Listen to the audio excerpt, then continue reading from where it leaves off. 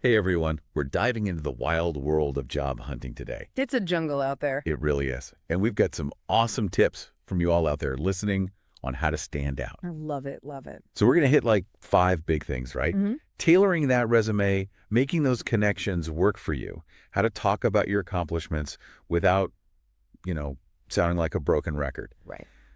building a killer online presence, LinkedIn, and all that jazz.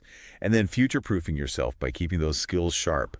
So, ready to roll up our sleeves and get into it. Absolutely. Let's do this. Okay, first up is tailoring your resume.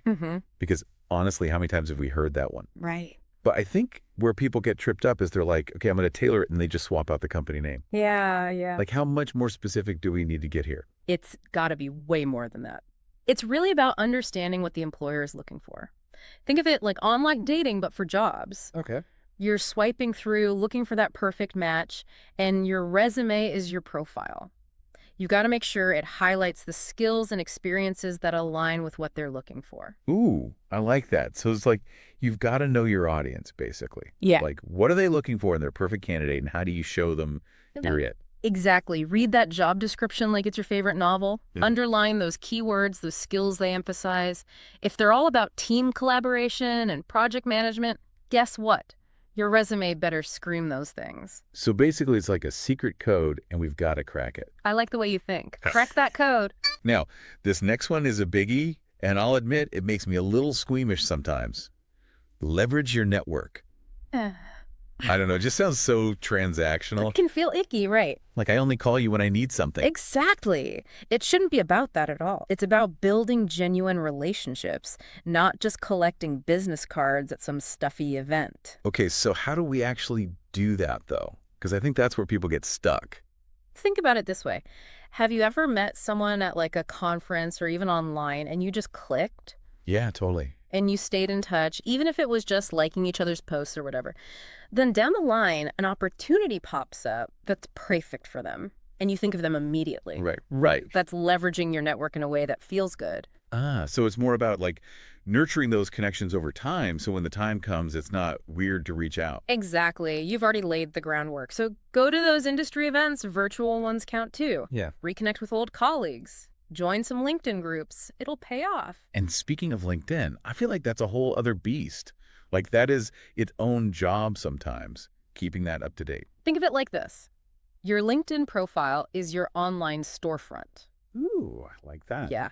It's the first impression you make in the digital world. Make sure it's polished, up to date, and showcases your best self. Don't just list your current job. Talk about projects you've worked on, skills you've learned. Oh, like that course you took. Yes, Okay. exactly. Share articles you find interesting. It shows you're engaged and a thought leader in your field. It's about painting a picture of who you are professionally. Exactly. Now, you mentioned showcasing achievements, and I've got to be honest, I struggle with this one.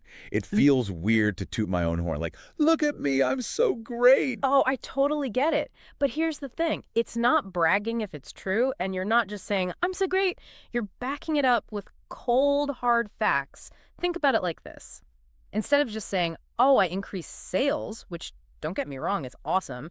You'd say, hey, I implemented this new strategy and it boosted sales by 15% in just 3 months. Ooh, specific. Right. You're painting a picture with numbers, and that's powerful. It's like the difference between saying you can cook and then whipping up a gourmet meal. Exactly. Show, don't tell. Now, last but definitely not least, in fact, maybe this is the most important one in today's world, is keeping those skills up to date.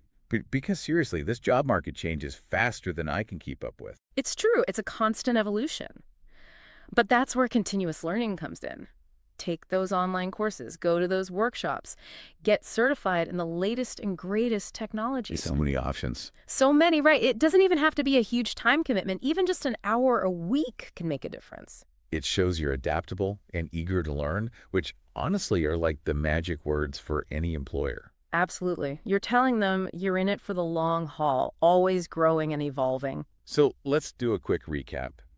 We talked about making that resume sing, building genuine connections, becoming a LinkedIn superstar, showcasing those accomplishments, and then always learning. Nailed it. It's a lot to juggle. It is. It's a process, not a one-time thing. It's a journey. Exactly. But before we wrap up, I want to leave you all with something to think about.